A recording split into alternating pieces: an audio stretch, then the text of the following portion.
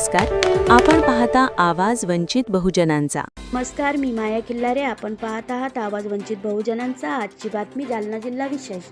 जालन्यातील पारधी समाजातील महिला मारहाण प्रकरणी वंचित बहुजन आघाडीचे DYSP कार्यालयासमोर निदर्शन आंदोलन. जालना प्रतिनिधी प्रदीप जाधव.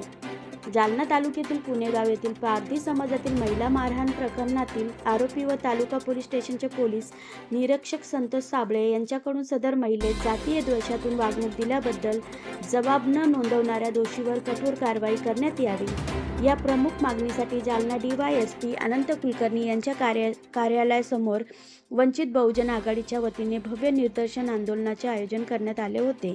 या आंदोलनाचे नेतृत्व वंचित बहुजन आघाडीचे मराठवाडा उपाध्यक्ष दीपक डोके यांनी केले.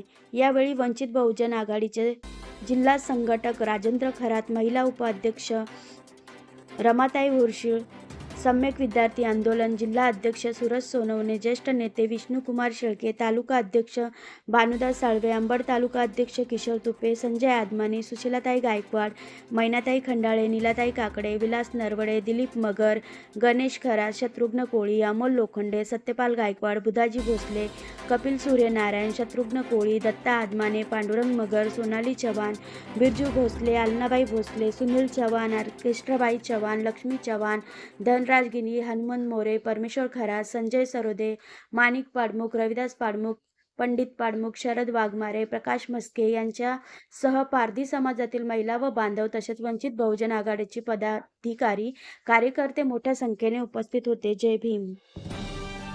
हा व्हिडिओ आवडला असेल तर लाईक करा, मित्रांना शेअर करा आणि हो, सबस्क्राईब करायला विसरू नका, कारण हा आहे आवाज वंचित बहुजनांचा, तुमचा हक्काचा आवाज.